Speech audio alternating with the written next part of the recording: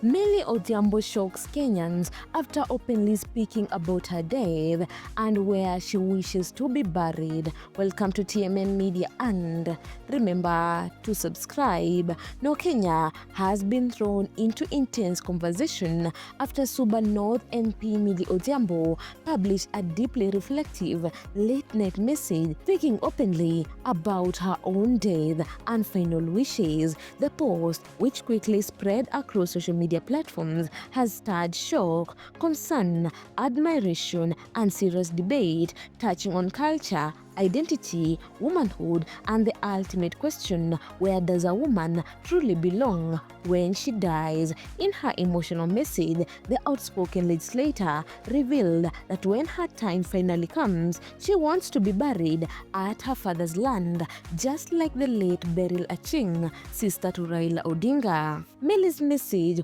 was not just a personal declaration, it was a brave challenge to long-standing Luo cultural norms that dictate a married woman must be married at her husband's homestead, no exception. But for Millie, whose marriage to a Zimbabwean man has often drawn public curiosity, the matter is not cultural, it's deeply personal. Millie Odhiambo did not mince her words. She wants to lie close to her parents. She wants to rest in the land where she grew up in, and she wants to be buried as a daughter of her lineage, not as a wife in a foreign land. Her declaration came unexpectedly and with a weight that many Kenyans felt instantly. At a time when most people avoid conversation about mortality, Millie walked straight into it fearlessly. "I'm not afraid of death," she declared. "To me, death is just a rite of passage." It was a firm, calm, and unapologetic admission, one that stunned even her fiercest critics. For a woman known for her fiery speeches, strong political convictions, and unwavering boldness, this message revealed a rare vulnerability wrapped in cultural defiance and quiet strength. Millie's post referenced the recent burial of Berly Achieng Odinga, the late sister of opposition leader Raila Odinga. Berly was laid to rest on her father's land, an act that many Luo traditionalists questioned. By publicly aligning herself with Beryl's burial decision, Millie was sending a powerful message: a woman's final home should be her choice, not a cultural obligation. Her message ignited debate on women's autonomy in death, the rigidity of Luo burial customs, the meaning of marriage across cultures, and the role of a woman's lineage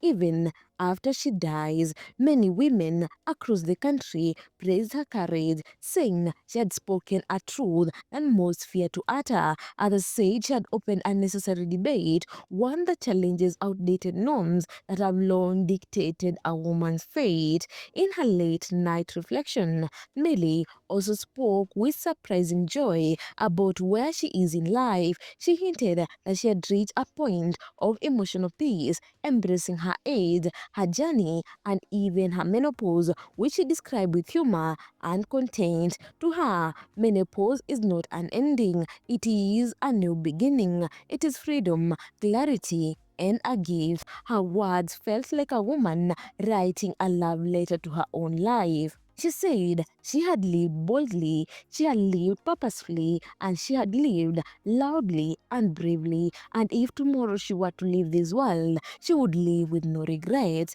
This honesty touched thousands of Kenyans, many of whom expressed concern for her well-being, while others applauded the raw honesty of a leader who refuses to hide behind the public image. Millie's post hit a nerve because it challenges one of the most sensitive cultural traditions in the Luo community. Traditionally, Luo custom dictate that a married woman must be buried at her husband's home. A woman buried elsewhere breaks the lineage. Marriage ties are internal. Even after death, returning a married woman to her father's home is culturally a taboo. But Millie, who married a Zimbabwean man, has always lived at the intersection of tradition and modern identity. Her marriage already sits outside local custom. Her political career challenges patriarchal expectation. Her voice has long been a symbol of defiance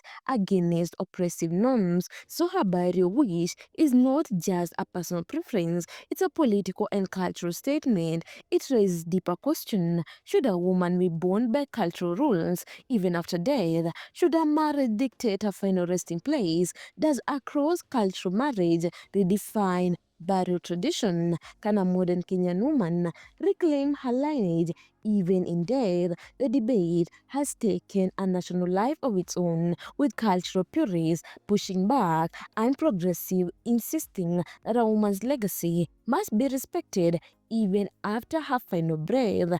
Millie made it clear that although she respects culture, she would not be defined by it in her final moments. Her bond to her ancestral home is something she cherishes deeply. To her, the grave is not just a hole in the ground, it is a return to roots, to identity, to everything that shaped her. She wants her story, her legacy, her spirit, and her memories to rest beside those of her parents. In a world where many people fear the subject of death, Millie walked into the conversation with calm acceptance that startled the nation. While her post was about death, it felt more like a celebration of life. She spoke of joy, of fulfillment, of reaching a stage where fear falls away, of embracing womanhood in all its season, even the season of menopause, which many shy away from. She spoke like a woman who has done everything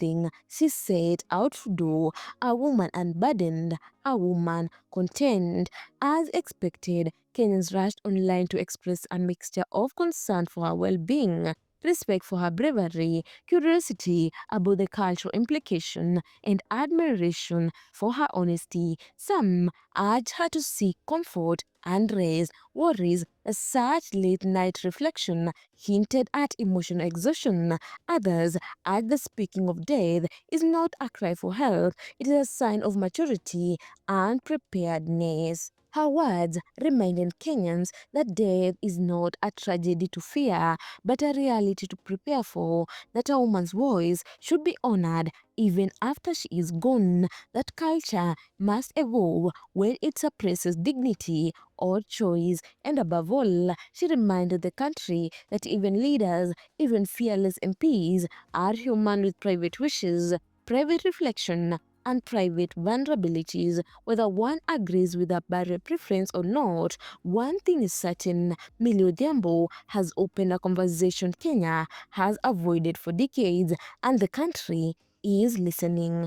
Guys, if you like this video, make sure to subscribe, like, and comment down below. Also, don't forget to hit the notification bell so that you get every new video once I upload it.